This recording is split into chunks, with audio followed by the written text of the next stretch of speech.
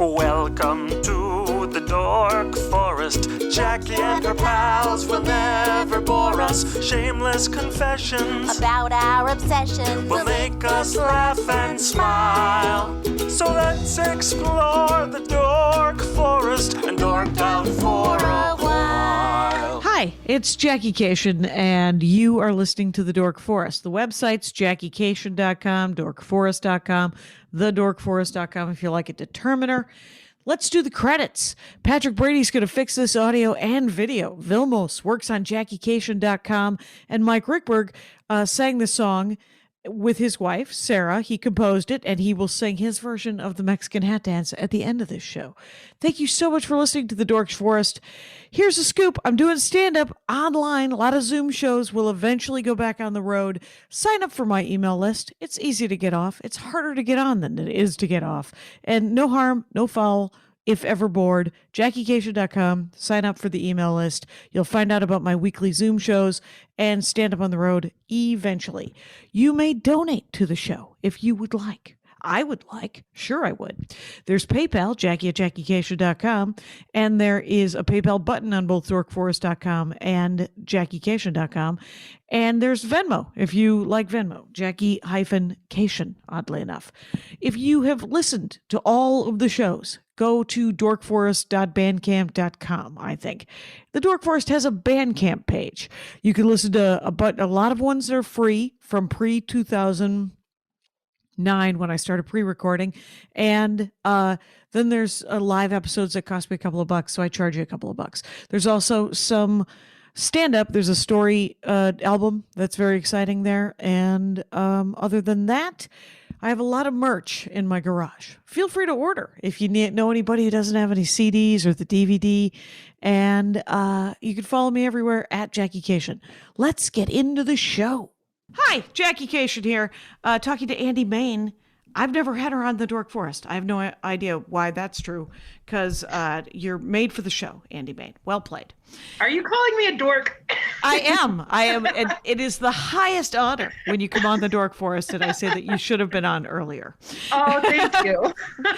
Andie Main, by the way, it's at Andie Main on everything, ANDIEMAIN. Colorado comic now, Pacific Northwest, I think, when we met, right? Yeah, Portland born and raised.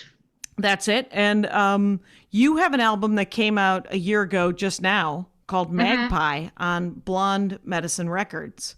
I do. MAGPIE is the name of the album. You guys are going to want to find it. You've got a podcast that I've been on twice, and it's a PETA podcast, except for PETA stands for what? PETA, in this case, stands for People Enjoying Terrible Accidents. And it's Yes. a podcast where vegetarians make fun of people who have been murdered by animals. I'm just pro-vegetable, and I've been on twice. So I am not a vegetarian. Yeah, but, I'm a vegetarian, so that takes out the pressure off of everyone else. Exactly. There's at least one vegetarian that it makes it a meeting of vegetarians if one vegetarian is indeed currently active. I don't know what the collective noun is for vegetarians. Maybe it's like a rutabaga of vegetarians. Me neither. And you said that you were part of you helped at least financially, or you invested a little bit time and energy to the Comedy Fort, which is a brand new comedy club in Colorado. Mm-hmm. And it's in Fort Collins, right? Because it's a comedy fort. Yep, Comedy Fort, Fort Collins. When I moved from Portland to Denver, I sold my house and I had exactly enough leftover cash to invest in a comedy club. And I was like, I moved out to Denver for comedy because the scene out here is the best in the world. My God, that feels like such a stand-up comic thing to do.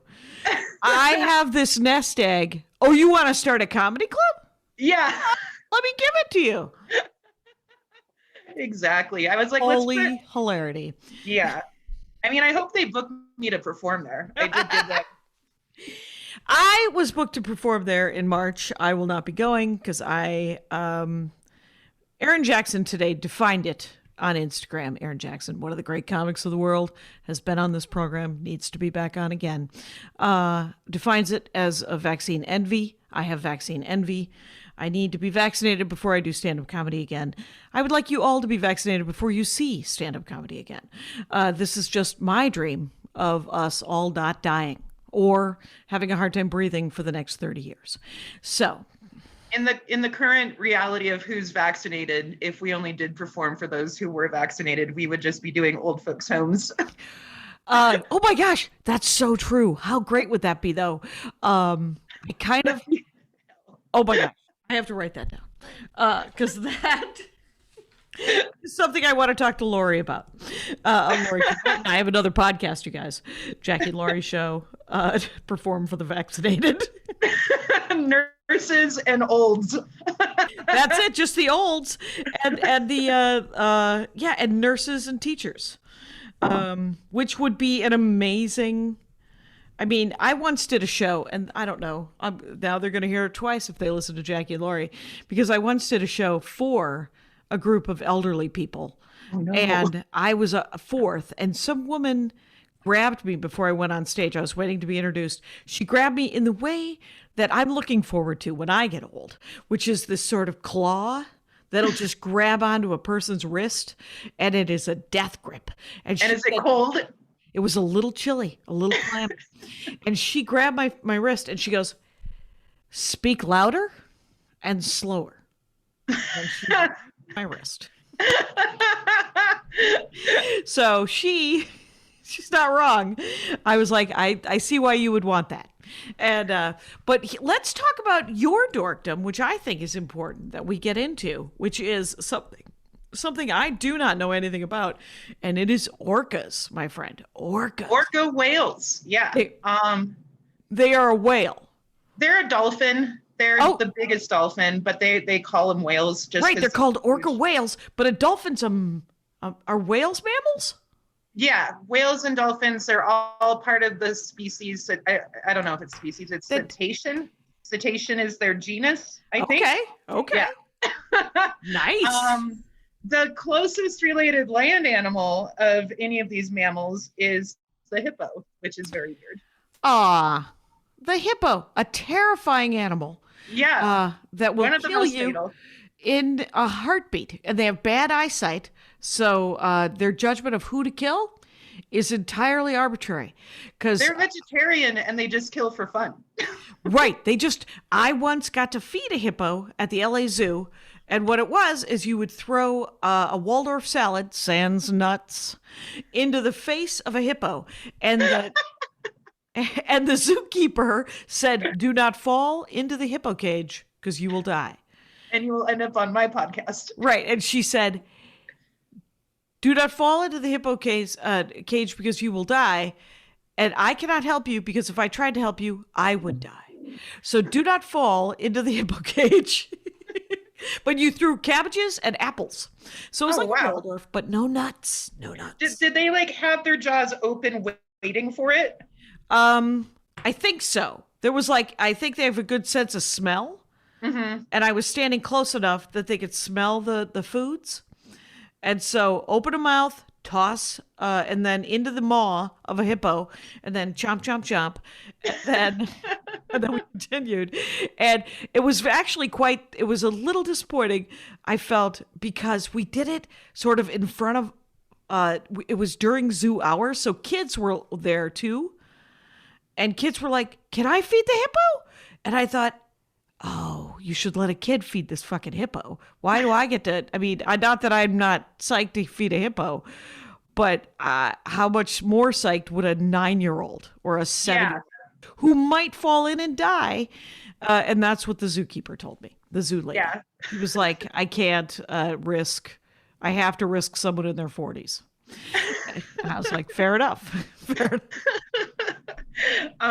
I've never fed a hippo. I've only seen them at the zoo. And the one time I was at the zoo once with my best friend, we were on shrooms, which was a horrible, horrible idea. Wow. I was in my Wildlife early 20s. and shrooms. Yeah. Like, oh, let's go watch animals being trapped on the drug that gives you the most empathy of any drug. Right. Right. And it makes you think. Yeah. About the injustices of the world. Yeah. And we were at the hippo exhibit, and there were zebras with the hippos. I guess they get along. Maybe they're buddies. But my friend was like, you know what? Zebras are stupid. And right at that moment, a zebra fell over. Oh, wow. Just like a thump with like a plume of dust in the air. My friend killed a zebra with his shroom brain. Yeah, his shroom brain was a little judgmental, it turns out. Yeah. What a judgmental shroom brain. It's supposed to open you up. Last time I did shrooms, this had to be 1990, quite some time ago. And I was lying on a gravel driveway on Cape Cod with my friend Shauna, and I said something about the sky, and she said, no, you're thinking. Don't think. I don't want to have a shroom think. I want to have a shroom fun. Okay, I don't want to have the big, essentially she didn't want to have the big conversation. She wanted to just laugh. Oh, okay. Around. So she was like, we have to go and now wander around. And what did we do? We ran into somebody's parents. That's what you do. That's what you do when you're on drugs and you haven't really planned it correctly. Yeah. Yeah. Anyway. Don't do drugs. Dum. Let's talk orcas. Let's do it. They're a mammal. They're a whale sort of thing. A whale dolphin. They're giant. They reach up to like 33 feet long, and the males live to be in their 60s, but the females live to be in their 90s. Oh. Yeah. And how long are they fertile? Do you know? With the orcas? I think, or do they just spend the last 30 years just sort of chilling, psyched? They do go through menopause. I learned that today. Whoa, what? Yeah. They're one of 3 animals besides humans. I think it's humans, and then I don't remember the other animal. I'm guessing apes. That's amazing. They go through the weird change, the Terrigen mists, man. That's wild. They go through the big change. They do. When? I'm guessing in their 60s. I mean, I'm going to go ahead and assume that orcas have the exact same age sort of transitions in life that humans do. You know, like when you're 50, you start noticing that things change. You know?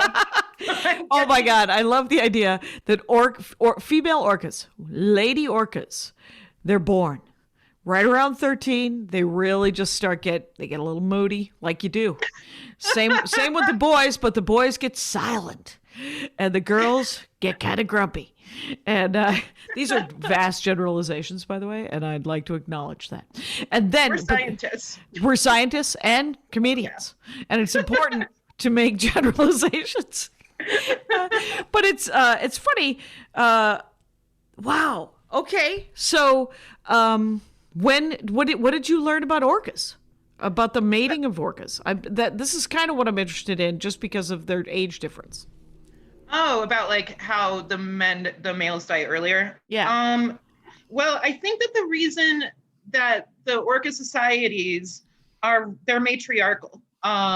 It's like the grandma runs everything, and she actually tells the males who they can mate with and who they can't. Oh. And some males stay within that pod for their whole lives, being controlled by their mothers. And then others go off and do their own thing and kind of create their own pods. When you were talking about like adolescence in orcas, it happens with dolphins too, where like when the males reach adolescence, they do become super rowdy and super feisty and aggressive. And right now in Spain, in Portugal, like in that part of the ocean, there's a population of resident orcas who are actively attacking yachts. Oh, concerted? Actively? Like it's like a herd? Like a wolf? 3 adolescent males who are going after the we are fucking done with you people. Yeah, they're done. And that's one of them, it's so cool. And it's great that it's yachts. It's not like The fishing boats, that's weird. Good Yeah. for them. Yeah, I'm happy for him. But so this has been happening over since summertime, and Spain is not allowing people with boats that are less than 55 feet long to travel through this area anymore. Because they're just- are the adolescents already 33 feet long? Are they pretty much fully grown but just Ooh. young? No, they're a little bit tinier. I've seen them in the wild. And I think they reach like full height or whatever. Well, it's interesting, and I'll bring this up later too. Because I wanted to talk about Keiko, the whale from Free Willy. Oh, okay.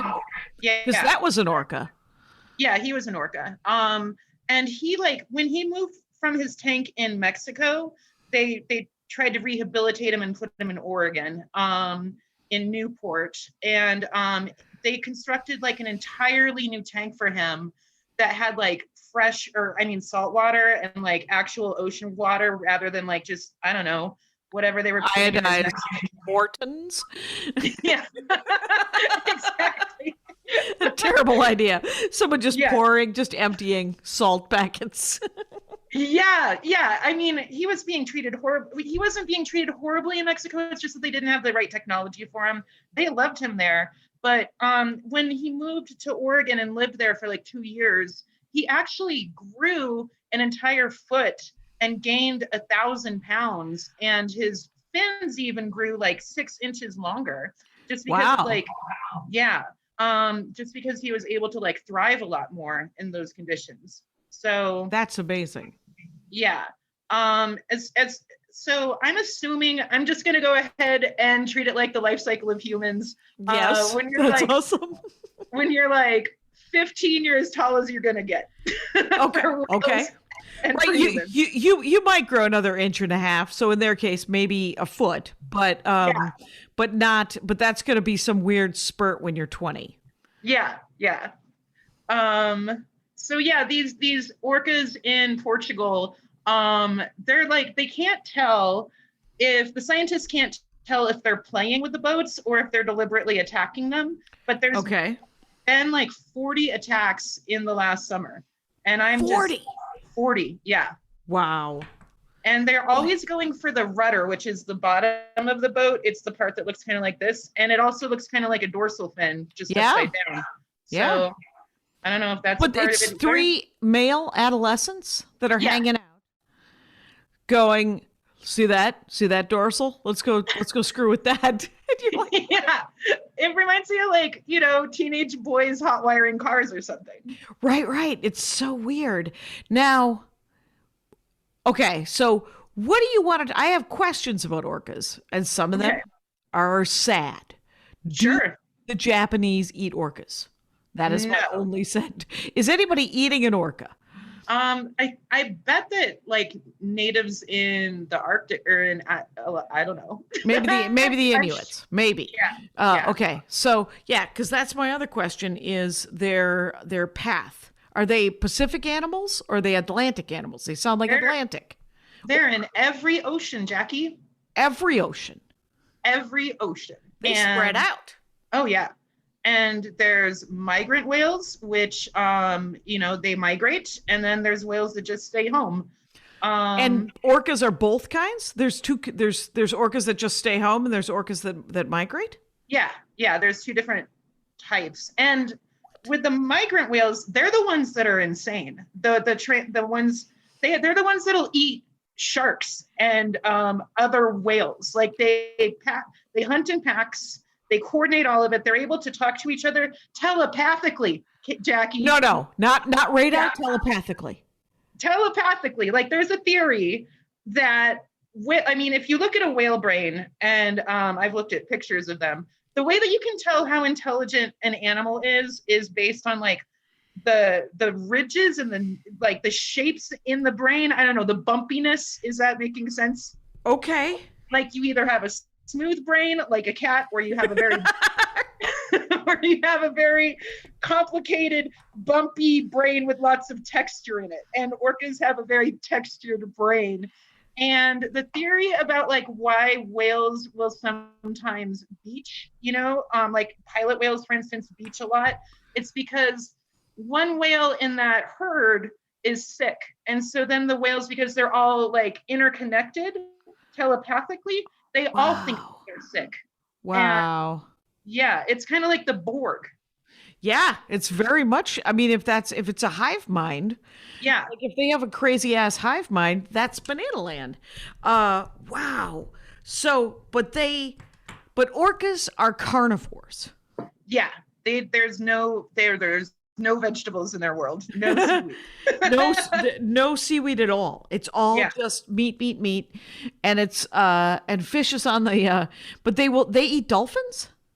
I don't know about them eating dolphins. I know that they eat like, oh man. Okay, so gray whales are a target of the transient populations because like they will hunt a gray whale's baby for like 16 hours. And it's just this insane production of them trying to drown a baby whale that's the size of a car. Wow. And then they only eat the tongue. That's all. They don't eat the rest of the body. They spend all of that time and energy just eat a baby whale tongue. And if there's a herd of them, I mean, granted, how big is a baby? Is a gray whale bigger than an orca? Oh yeah. Gray whales are like, I would estimate. Are they the largest? They might be the largest mammal on the planet, right? Blue whales are. Blue whales are. I knew it was a whale. I knew with a color in the name. And yeah, so okay, so but gray whales are enormous, so a baby whale's tongue might be enough. Yeah, might be enough for a family of 4 transient orca whales. Like 15, I'm guessing, in a pack. 15 in a pack. In a pod, actually, if we're going to be scientists about it, yes. Well, for the love of God, let's be scientific. But what? That's almost human in its diabolical disgustingness. For 15 of these orcas to try to kill a baby just for its tongue? Yeah. That feels super sentient. Are they real smart? Oh yeah. They're as smart as like they're up there with chimps and dogs. I think dogs are smart. I don't know. They do problem solving. They use tools. Oh my God, Jackie, each pod of whales has its own language, and like, whoa, like they other pods can talk to each other, you know, but like there's accents and individual vocalizations that are unique to every pod. Okay. And so they were able to figure this out. Like they do. I was watching a documentary about Keiko because let's tell the whole story of Keiko. Okay. Wait a minute, but there's like a common speech between orcas, but they have a lingo for each pod. Yeah. And like when they were trying to find, so what they did with Keiko is after Free Willy came out, the producers, Warner Brothers, and the producers of the movie were like, we can't just send this whale back to its sad ass tank. Right. We just told the story of how this whale escaped and lived a free life. Let's go put it back in a can. No. Yeah. So they couldn't do it. Children around the world led the rally cry. Oh yeah. Yeah. I mean, I was at the perfect age when this came out, when Free Willy came out. Like, I was the target demographic. What year did Free Willy come out? Like 93. Okay. I was 13. Yeah. Okay. So, there you go. Yeah. You're going to have a lot of rage, you're developing empathy, trying to reject it, but it's all being channeled into wildlife. Fair enough. You know how people, like, some women are horse girls when they're growing up? Yeah, I was a whale girl. Oh, there you go. I was horse and dog crazy. Probably until I was about 12, and then I became Civil War crazy. I was a weird child. Civil War crazy. Yeah, nonfiction and historical fiction about Civil War, as long as the eye could see. Anyway, that's amazing. So yeah, like when Free Willy wrapped, they're like, well, we can't just make this whale go back to this horrible squalid tank. they started investing money in building a tank in Oregon to get him more rehabilitated. They wanted a more natural atmosphere and setting. And so, you know what's stupid is that I was only like 3 hours away from Keiko and growing up in Portland. Right. And I never saw him. Isn't that stupid? Well, that's weird. Did your parents know that he was there? Did you know he was there? Did you ever plan something? Yeah, I don't know. Did you why ask? It never No? happened. Okay. I did. Yeah, of course you did. I Well, was 3 hours is a bit of a haul, so. Yeah, it's worth it to see an orca. I've seen him in the wild though, and I'd much rather see a whale in the wild than in a tank. So yeah. So then they while the tank is being constructed, they have to figure out the logistics of moving this giant ass whale from Mexico to Oregon. Mexico West Coast, Mexico East Coast. Suez Canal? What's happening? They used UPS. They used the UPS plane. I'm not kidding. Did they? Yeah. What? United Postal Service moved a freaking whale. Wow. Parcel service. And, okay. I only say that because Stamps.com is now trying to get me to use UPS as well as the USPS. And I'm like, no, I would like the USPS to continue to exist. And but UPS was what they used to transport this whale. Mm-hmm. And they had to train the whale to get ready to go on the plane. They have to put him in a giant harness, and then this whale's just like being held up in the air in a harness, and that's just so sad, you know? Like that seems like around. Right. It's not like you can hand the whale an iPad and try to just go, hey, if you could, just chill out. It's a 6-hour flight. It was a 14-hour flight. 14-hour flight. Yeah. Out of water. And so they were moisturizing him the whole time. Like in photos of this, like heavy white cream. Oh, cream. Yeah. Like he had the oil of Olay. He had the skin of a young woman. A much younger orca. Yeah. So then when he landed in Oregon, the town went crazy. Newport went nuts. There's like footage of him being driven through the streets and everyone's just clapping. It's like a parade. Yeah. Yeah, it was a parade for this poor orca. Wow. And yeah. And he was doing really well. Like as soon as he was comfortable in his tank, he started vocalizing more than they had ever heard before. Like he was like trying to talk more and like, just because it's like if you put someone in a better environment, they're going to thrive. And he was thriving. He was doing new behaviors, like spy hopping is what they call it, when a whale just like sticks its head out of the water to kind of peek and then go down. It's a hunting technique. Okay.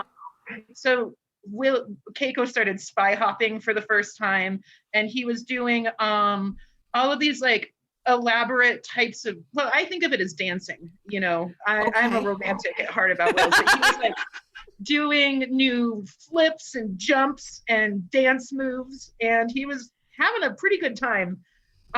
He was stolen from his family in Iceland off of the coast of Reykjavik. Okay. And like someone paid a fisherman, like, because orcas obviously are like, oh, there's a fisherman, there's all these fish, I'm gonna go eat these fish, like that's classic. Yeah. Right. Why make honey when you could just go steal honey? That's what bees will do. But someone paid a fisherman $10,000 to abduct this poor little baby whale when he was 2 years old, and then by the time he got to Oregon, was he psyched that he wasn't abducted to have them eat his tongue?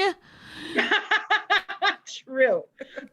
He was an optimistic whale. He's like, well, I'm trapped in a cage, but at least I have a tongue. Right. But no one to talk to. I mean, that's something. Like if you were going to capture, if you want to keep orcas, right? If you say to yourself, I'm going to be the orca savior of the earth, please capture at least 15 of them, so that they could talk to each other and be a pod, or maybe 4, maybe. like if we jump to SeaWorld and the whale Tilikum, the whale that like ate a trainer, not ate, but killed a trainer. Right. The reason why like they abducted whales from all over the planet and put them all in one tank together. And there was so much aggression because none of these whales spoke the same language, you know, like what I was talking about before. Right. Yeah. So anyway, where was I in the With Keiko? Yeah. Well, Keiko was spy hopping. Oh yeah, he was learning new things. He was thriving, and they were teaching him to actually fish because like the whole goal of this was to like put him. The reason why he went to Newport, Oregon, was so that they could like put him in a better place where they can actually rehabilitate him and get him back to his family. That was the entire goal of his life. Wow. And so they started like teaching him how to hunt by putting shapes up on the glass, like just a triangle or a circle, and then putting that shape in the water. And then he would go and grab that shape and then bring it back to the glass. And that was like the first way to activate his brain to be like, this is hunting. But when they put live fish in the tank, he didn't actually recognize them as a source of food. Oh, interesting. Because he was only used to eating dead fish. Oh, right. That makes sense. Yeah. So did he just sort of chat with them and go? He just kind of booped him with his nose. Right. We'd headbutt him. He'd be like, yeah, what are you like, doing? Are you an animal? Or are you a vegetable? What are you?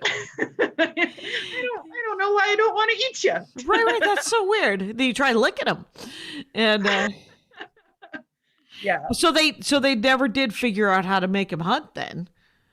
I wouldn't say real hunting. I mean, so they took him after a couple of years of rehab and trying to teach him hunting behaviors.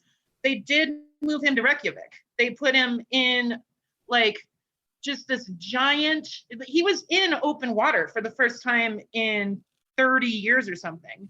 And they kind of had like a loose netting around, but he had so much territory. And they put him in a specific spot in that part of the ocean because they wanted to be able to, that's where the whale migratory patterns were. Like this is like the freeway of the whales, this spot in the water where it was. And they wanted to see like if he could hear his family. And so they also like this part of the planet is so stormy. And they didn't realize that when they set it there. They're like, oh, we have to deal with all of these like 40-foot waves while we're just trying to keep this whale safe. They had to deal with like the fury of nature.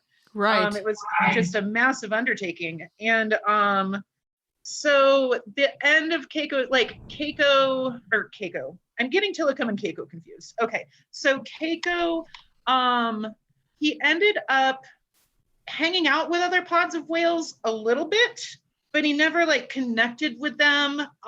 He just kind of like looked at them, you know, like if you took a human being that had been in isolation its entire life and then put it in society, like it put this human being at a shopping mall. I read Tarzan. I know what it's like. I totally read Tarzan. Yeah, Tarzan would just be at the shopping mall, like looking and observing. He wouldn't really be like participating. Oh, yeah, he doesn't know that he should go to the, Orange Julius. Yeah, there's no way to reintegrate completely, right? Yeah. So he would like observe and interact. He didn't really bond with anybody, any other pods necessarily. But there was one point near the end of his life where he followed a bait ball of herring for 800 miles and ended up in, I think, Norway. And he just kind of hung out in Norway at the end of his life. He retired in Norway. He retired in Norway, and he was allowed to retire. So he must have learned to feed himself somehow, unless they chased after him and threw fish at him. He learned to. He survived a lot by begging for fish from fishermen. Like he was kind of like a gutter punk spare changing for herring. Yeah. Wow. Doc Martens. Anyway, a lot of hemp. That's so weird. So so how old was he when he died? I think like 50, and he caught a cold. He died from a cold, unfortunately. That's so weird that because he's in Norway. and he's in the ocean, which is chilly. Very cold. At all times, and more so up in Iceland. So, they obviously had him tagged, right? Yeah, he was the scientists that were helping him try to reintegrate were near him 24 hours a day in one capacity or another. He was always being tracked. For the from 93 to whatever, 2013? Yeah. Okay. So, Did he die in like 2013? Sure. Why not? Okay. Why not? That's a fact now. Could have happened. Yeah, I remember when he died because one of my mom's friends came over and she's like, I made a knitting project. And I'm like, oh, what is it? I was like 17. So it was like, nah, I had to be in my 20s. Okay. She came over with this knitting project and it was a casket that she had knit with yarn with an orca in it. And then it said a tisket, a tasket, a keiko, and a casket. Oh my God. What a psycho. And yet sort of Crafty. Okay, wait a minute. Died in December of 2003 in Norway. Let me just tell you something about keiko, the killer whale. Orcas are also called killer whales, I believe, right? Is that right? That makes sense? Yep. Okay. They eat everything. Okay, so he lived for like a little over a year in freedom. He died in 2003. So, I thought he lived another, I thought he lived more. So I don't know. So I did math without all of the information. Common thing happening on the Dork Forest all the time. So, so let's talk about, the Florida situation. The Florida situation, SeaWorld? like with SeaWorld? That was in San Diego, where Tilikum was. Okay, or some other place that isn't Florida. I thought SeaWorld was in Florida. No? There's SeaWorlds, unfortunately, all over. There's SeaWorlds in, like, Milwaukee, Wisconsin, I think. Like, I don't know. There is no SeaWorld. You're from Wisconsin. When I was in Milwaukee, Wisconsin, I think I was 16 or 18. It was something that my parents knew that I was crazy. Like they knew that I was crazy animal kid, and we'd never had any pets. So for like, I think it was my 16th birthday, they were like, hey, there's a new restaurant that has dolphins in downtown Milwaukee. Oh God. So essentially we went and had one of the most disgusting lunches in what was essentially a swimming pool, like next to a swimming pool. It was super sweaty. It had that sort of vibe. And then you would get your salad and it would be all wilty, which it's Wisconsin salad anyway. So we're talking iceberg lettuce and winter tomatoes. But the whole I was imagining for a second that you were eating the same meal that the dolphins were eating. Yeah, that would have been exciting. But it was interesting that it was incredibly thoughtful of my parents. And when I say my parents, no way my dad thought of this. My son. So it was incredibly thoughtful of them to take me to this. But you had to be a little kid to actually get to feed the dolphins or anything. Unlike the hippo at the beginning. Exactly. It felt, maybe that's why I felt that when I was when I was feeding the hippo, or maybe it was payback for me never getting to feed the dolphin. I was like, well, this is a drag, and I was also a teenager, so I probably had a shitty attitude. Sure. Walking into it, much like an adolescent orca, where I was like, oh, I don't get to feed the dolphin. This birthday sucks. When the amount of effort and any effort at all for my birthday was kind of above and beyond the Call of Duty in my family. So good for them for even trying. And but that's so weird. So wait, so there's SeaWorlds all over the world. All over the country, yeah. All over the and country. Then there's horrible aquatic parks all over the world. Like so Tilikum has a body count of 3 people. He's a serial killer as far as orcas and humans are concerned. Orcas never attack humans except for now in Spain. But they're attacking the boat, not, our little meat sack bodies. Right. Yeah. So the first time Tilikum killed someone was in Vancouver, BC. No, it was somewhere in Canada. I can't remember which part. But it was the first trainer that he ever worked with. And he was in this horrible Marina Land aquatic park. And this trainer, she was young, she was new, and she tripped, and he grabbed her ankle and drowned her.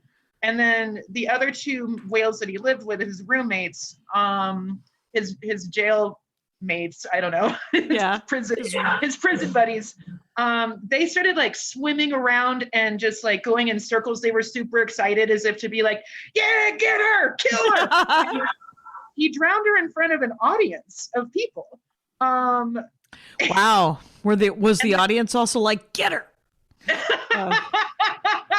I mean, if it happened in 2020, I would say yes, because that's how bad things have gone. Right. That's the worm people who would have been at that show, who are also not thinking of other people's safety. That's the only people that would have been at that show. The worst people of Orange County. Yeah. So yeah, the Kushners were there, for instance.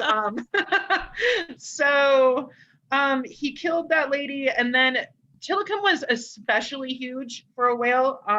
He was one of the biggest bulls that SeaWorld ever had. And after he killed the lady, that marina closed, that aquatic park decided to close.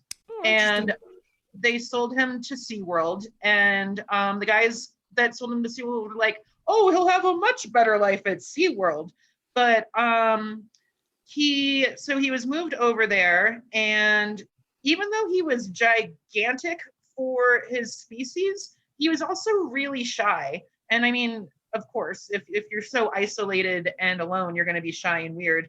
And he didn't get along with the other whales at SeaWorld. They all picked on him. They raked him with their teeth. He was full of scars. Yeah, it's really sad. He was kind of an outcast. And then like SeaWorld also didn't tell the trainers or their employees that this whale had killed someone before. They hid that from them. What? Yeah. Did they get a deal on this guy? Good this Lord. Damaged whale.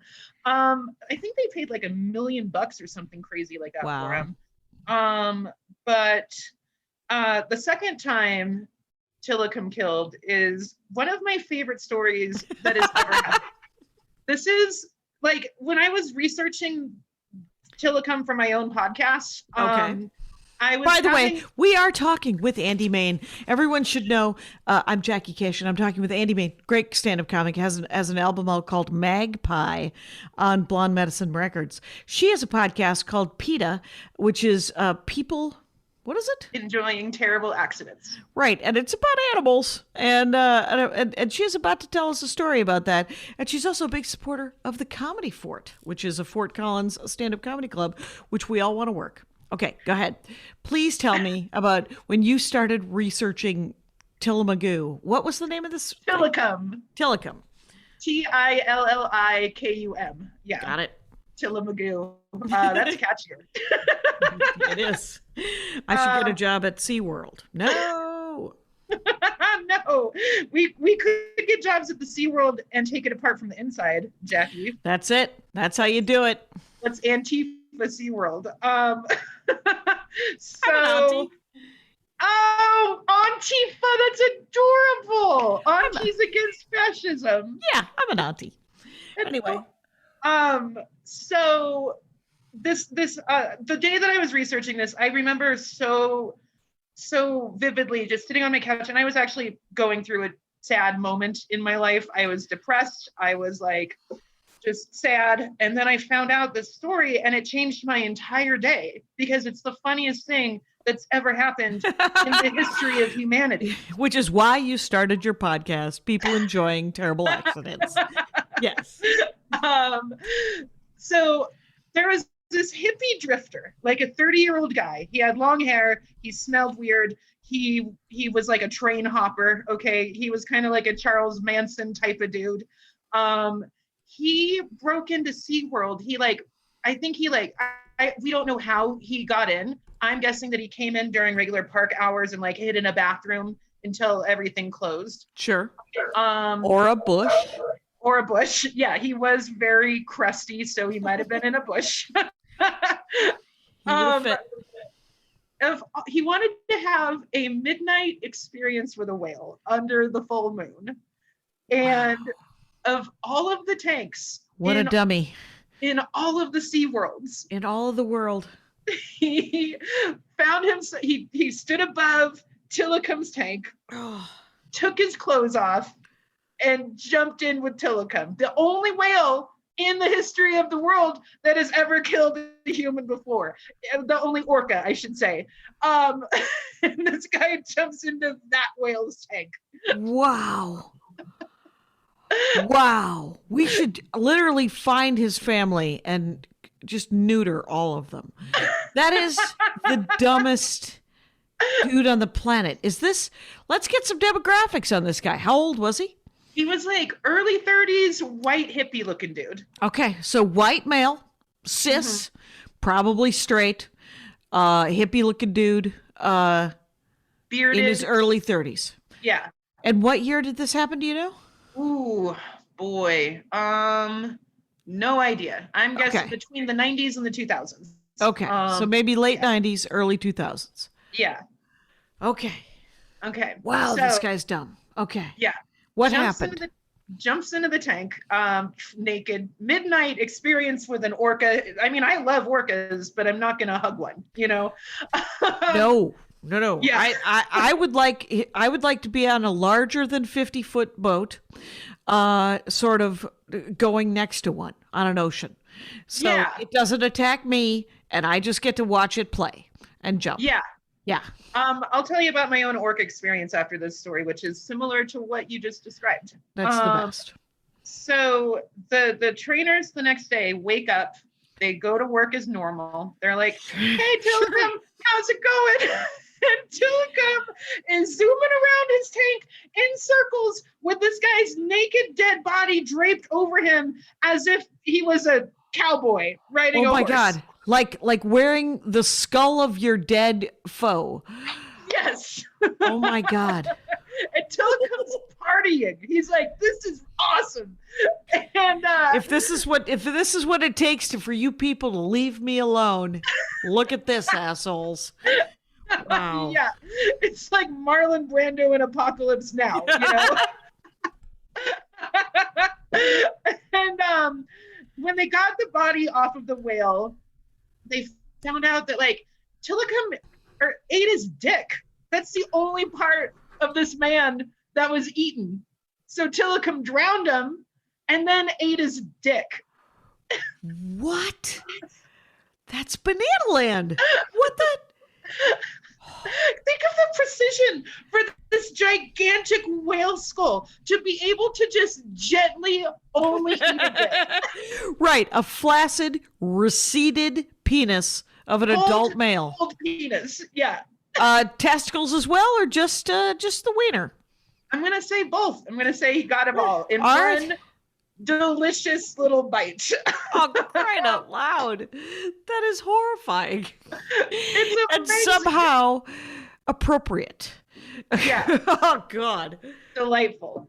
So yeah, that's my favorite thing that's ever happened on the planet ever. It's the coolest thing in the world. Just like, I mean, I can't emphasize enough. This is the only orca that's ever killed someone that we know about. And this guy jumps into that whale's tank. That's just, it's amazing. So Wow. the third person he killed was during a live show at SeaWorld. Another live show. Yeah. He has a certain je ne sais quoi. flair. It is flair. It is a performance energy that is really thought out. Okay, so third time's a charm. So wait, they're still working this guy. They're still working the whale after he kills the hippie.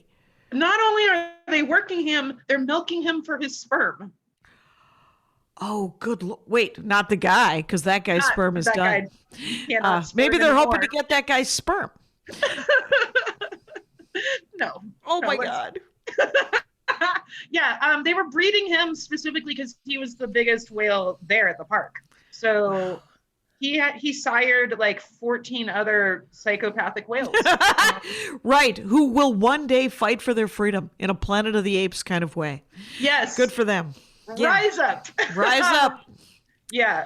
I'm actually doing a writing project right now where I'm taking stories that I've discussed on my podcast and retelling them from the animal's perspective, first person. Children's books? Children's books. Oh, good. It's going to be an actual novel of just short stories. And so the first story I did was Tilikum. And I figured out while I was writing him and his character that I'm like, oh, you're Antifa and you're taking down SeaWorld one human at a time. Like that's right. He is against slavery is what he is. Yeah. He is very much an anti-fascist, anti-slave. He doesn't want any part of it. Abolitionist. Yes, he is. He's John Brown. Yes. Now here's what we don't know. Here's the story I want you to find. The Harriet Tubman.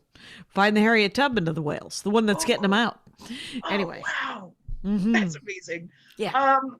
I guess you could say that the humans that helped Keiko get to... Those are the abolitionists. Yeah. Yeah. So Tilikum is... Tillamookoo, whatever his name is, Tillamookoo is he's the guy who was I can't remember his name, but not Nat Turner, but who was the guy it wasn't Haiti, Dominican Republic, whatever, did a slave uprising. Oh yeah. And so that's who Tillamookoo is. I have the statue visualized in my head that signifies that. Sure. Yeah. And I'm almost completely done with statues. Allow me to digress. The statuing of people, we could wrap it up at any time. Only if Joe Biden... I don't think they're even a current art form, are they? Like, no one's making new statues. I know that there's sculpture happening. Mm-hmm. So sculpture makes me think that there are statues happening. We don't know. So all I know is that if Joe Biden turns into another FDR, that's the next statue I want. Okay. So, but he's, I don't know that he'll rise to the occasion. I don't think so. It's Joe Biden. But Joe Biden, I mean, he's incredibly competent. It might be exactly what we need for 4 years. Just someone to dig us out of this hole. Someone who has chains on his tires and one of those hitches on the back of his car. So he can sort of drag us out of the swamp. Anyway, so here's the thing. Third guy that Tillamookoo killed. Oh yeah, she was a trainer. And she okay, so the theory is that like when you're working with a whale, you have like a whistle and you have a bucket of fish. And the whistle is instructing the whale to do an action, a performance. And Tilikum missed a signal that she had given him. He didn't realize it because he missed it. And then he performed the behavior that he should have been rewarded with, which was just going around the tank on his side. So his dorsal fin was in the air, kind of like waving at everybody. That's what he was doing. And then he missed some beat or some action. And so she withheld fish from him. And then it pissed him off because in his mind, he's like, I did what you told me to do. Now give me my damn fish. And he grabbed her and drowned her in front of children and other humans. It turns out entitlement is real. Entitlement is real. And the male of the species, I feel like Tillamookoo, maybe Senate floor zip tie handcuffs. Wait, we went from him being an abolitionist to an insurrectionist? Jackie, no, he was abused. Right. He is the victim in this story. You're correct. He is not. Yeah. Okay. So it's true. He was just like, I did my job. I'm supposed to get my bonus. Yeah. Please pony up. And so he was having a general strike as if he was in the IWW. Excellent. And so then did he just leap at her and drag her under? He grabbed her by her ankle. So he's a big ankle biter, this guy. Yeah, he's a big old ankle biter. She kind of went up for air and then he grabbed her and drowned her again. He played with her kind of like a cat.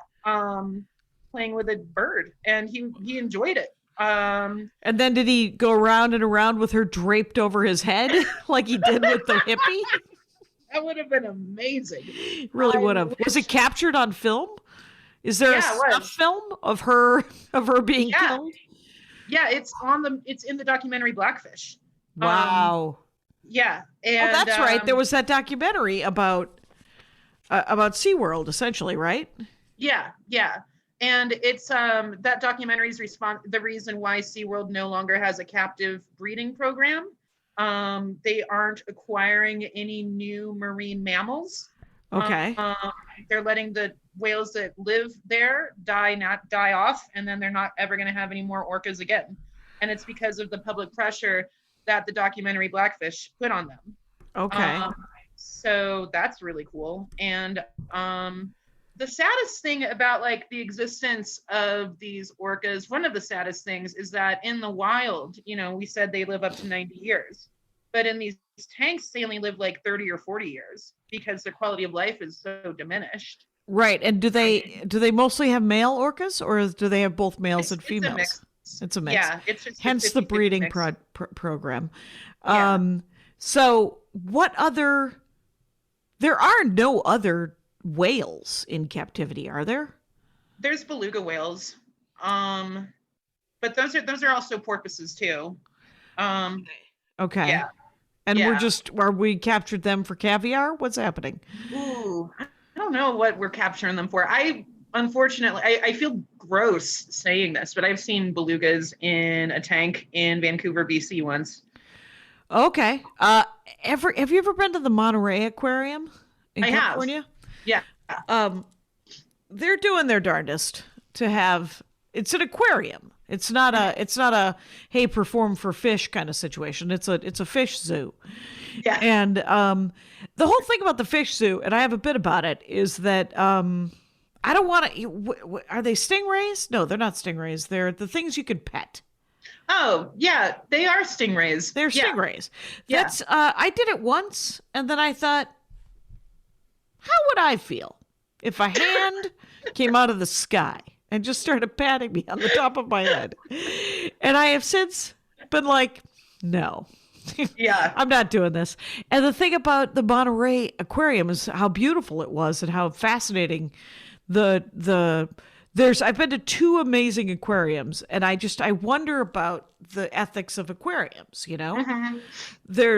I think the Monterey one is trying very hard to be ethical and also help these animals not be murdered in the wild, right? Mm-hmm. And then the other one was at the Mall of America. That's not going to be a good aquarium. Yeah, I question the motives. Underneath the 3 gaps that it is underneath. So it's a nice environment for an animal because after a long day of swimming in a circle, it can observe people drinking Orange Julius. So. Right, who doesn't want to see what's happening at the Dave and Buster's later in the day? And, it's a very stimulating environment when you think about it. Yeah, there's a tunnel you can go through at the Mall of America, and the fish and the animals. They have sharks. Where, they come and then they go over the hump, and so you can see them come right at you. So it's pretty cool, but it can't be a good life. No. But I do wonder about like the Monterey one, where I know that the part of their thing is to stop the extinction of these animals. Mm-hmm. So yeah, it's something that I've pondered this entire ethical quandary. I've pondered it my entire life as an animal lover, and as someone that wants to see animals. Do I go to a zoo to see it? Is it an ethical zoo? Is it ethical? Is any zoo period ethical? Because these animals are existing for humans' entertainment. So ultimately that's not ethical. But also it's part of conservation to have to trap an animal and show it to children. I don't know why. Well, it sort of pays for itself. Yeah. But the heart behind it is to make sure that there's still another kind of that animal, Yeah. For every elephant in a zoo, hopefully there's 30 in the wild. I don't know. Right. And I will say that I did go to the wildlife park in San Diego once. And that was amazing. It felt like it was big enough. And there were fences in between, like where the lions are being kept and where the zebras are being kept, which felt rude because they were next to each other. That's horrible. Except for the fact that because they feed them, they don't have to hunt the zebras. Yeah. And but the it's zebras. still like if you put me in a cage next to a cage full of all of my ex-boyfriends. It's the same emotionally speaking.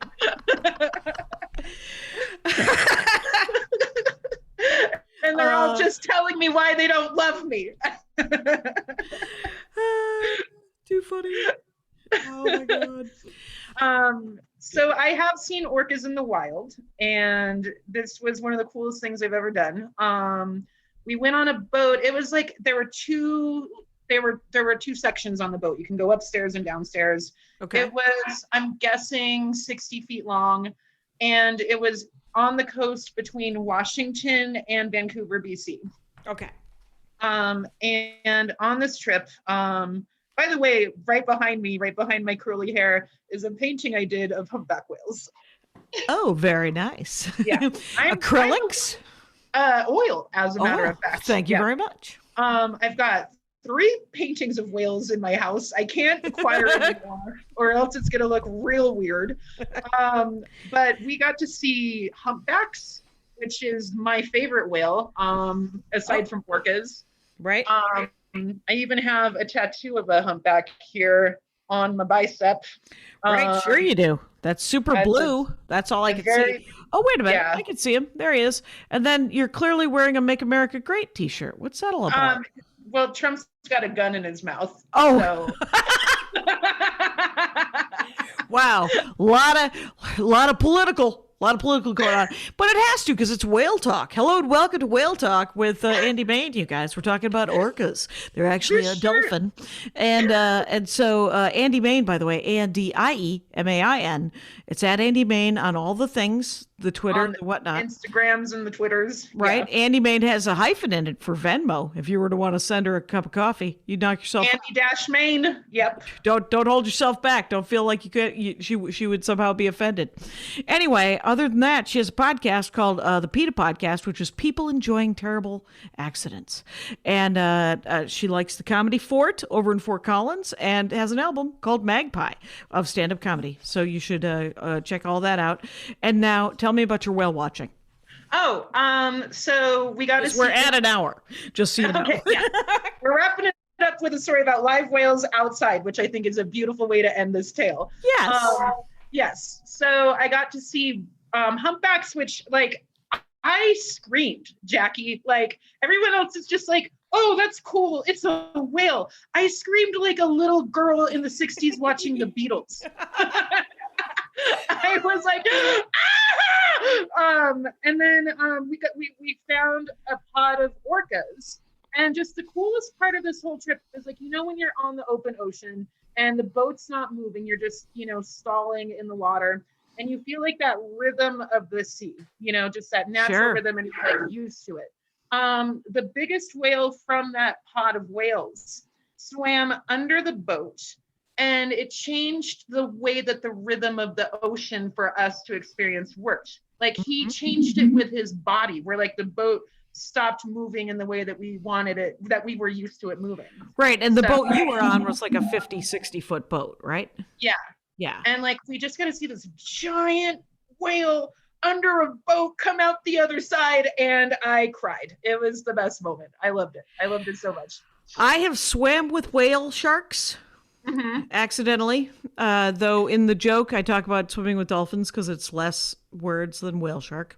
Sure. And then I have gone on several whale watches. I always enjoy a whale watch. I will chase a whale. And look at it, and I feel it less intrusive than petting a stingray. So I know you guys are busy. I know you guys are hunting or busy or trying to do so. Can we just hang? Just wanna. No. Oh, you're good? Okay. And then, because the thing is, they can go faster than whatever whale watching boat I've been on. Yeah. I've only seen whales twice. I've probably been on 4 whale watches. Oh, really? Yeah. I've only not seen them once, and it was because a storm came up out of nowhere off the Oregon coast, the nor'wester storm. The first whale watch I went on, which just made me fall in love with whale watches, was in Cape Cod, and there was a whale with its baby. And I don't know what kind of whale it was, but they rubbed against our boat. The baby rubbed against the boat to wipe barnacles off or something. Oh, what? It needed to scratch its head. Much like you were talking about with the stingrays, I think the thing about whale watching that's really funny is imagining me sitting down at my table about to eat lunch and then a bunch of beings coming over me like, oh my God, she's eating lunch. Like, that's what we're doing to them. You are correct. I will say this, Andie Main, this has been a delightful hour. You shouting into the internet with your laptop. Hopefully the audio will work. Rangers, you get it. We're doing our best. We're in a pandemic. You get it. But Andie Main, follow her on all the things. It's in the notes. Buy the album. Listen to her podcast. Super fun. And thank you so much for doing the show, Andie. That was one of my favorite hours of my whole life. Thank you so much, Jackie. And Rangers, you know the rules out there. Take care of each other. My hat, my hat, my hat. They're dancing around my hat. My hat, my hat, my hat. Well, what do you think of that? If it looks like a Mexican hat dance and it sounds like a Mexican hat dance, it's most likely a Mexican hat dance. So take off your hat and let's dance. Yay! Oh my God. Why don't we just call that as the end of the show?